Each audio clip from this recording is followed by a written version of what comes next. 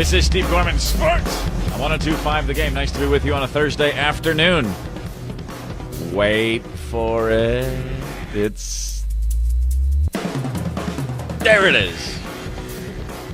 Nice show for you today. For the next hour, we're going to be talking about a few things. First and foremost, the NBA playoffs. Later in the show, a chat with the Tennessee Vintage Baseball Association.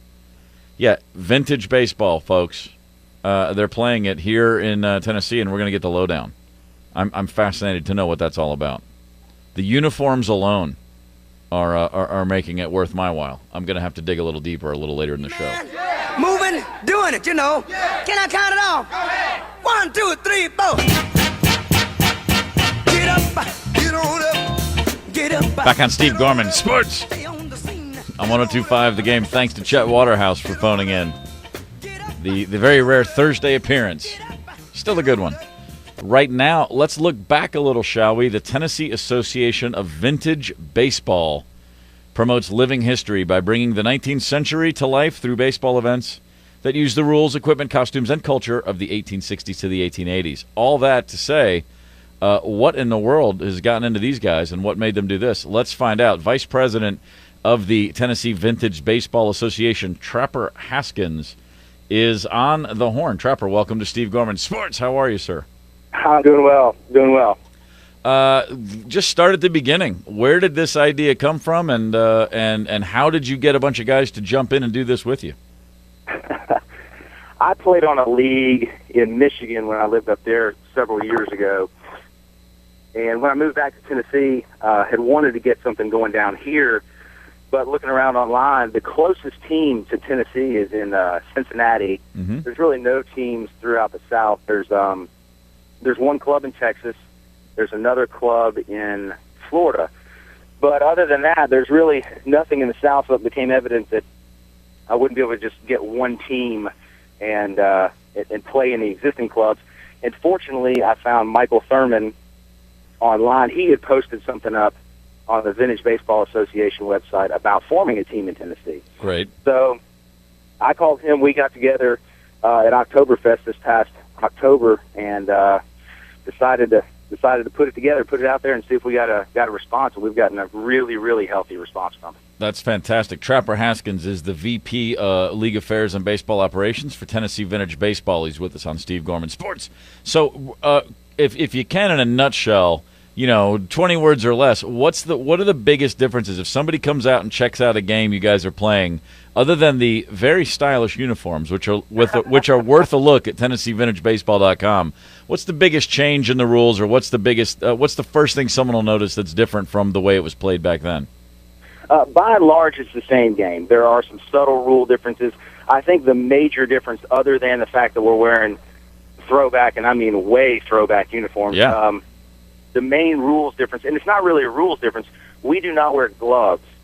And it's not that they were against the rules at that time. They hadn't yet been invented. So we play barehanded Civil War-era baseball. The rules that we play are 1864 are the rules that we play.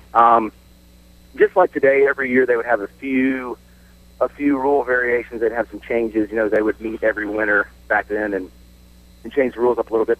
We're playing 1864 because the other main rule difference is that if a batter hits the ball, it can bounce on the ground one time, and if a fielder catches it, that batter is still out.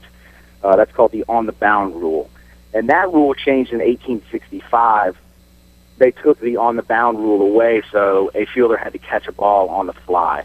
A lot of people look back at 1865 and they think about Appomattox Courthouse and how that affected history, but really it's all about the bound rule. Probably, and often overlooked, but think about how much that changed things, really, moving forward. Absolutely. Created a whole lot more offense in the game. Our score, if we played a game this past weekend, it was our opening day game at Carnton Plantation. The final score was 11-10. So, kind of in line with what they have today, maybe a little higher. But final score 11-10, and no shortage of hands going into ice buckets at the end of the game, I would imagine. I think we had one jammed finger. Yeah. Oh, well, that's probably pretty good. So TennesseeVintageBaseball.com is the website, and you guys, I'm sure, are looking for more people to get involved, and I do see a lot more teams are being put together for next year. We're looking for more teams. We have got 2 teams right now. There's the Nashville Maroons, which, interestingly enough, that was a amateur team in the city back in 1868. There actually was an amateur club called the Nashville Maroons. The Franklin team is the Franklin Farriers. I talked with some Civil War and baseball historians, and we couldn't find any documentation of an organized team in Franklin at that time, so we just came up with a fictional team to recreate. So we're the Franklin Farriers, but we're looking to expand to an East Nashville team next year. Roane County and Kingston, Tennessee is going to have a team. We've also had people from both Memphis and Knoxville express interest in forming clubs there. So hopefully we'll have a statewide league. Yeah, that's great. Next summer. Trapper Haskins, VP of Tennessee Vintage Baseball, thanks for taking the time, man. And I can tell you right now, if you get that East Nashville team, they'll already have the beards. It'll be worth it. And the handlebar mustaches, that's right. You know it. Say something real quick. We got a game this weekend. All of the games are free. There's no admission charge.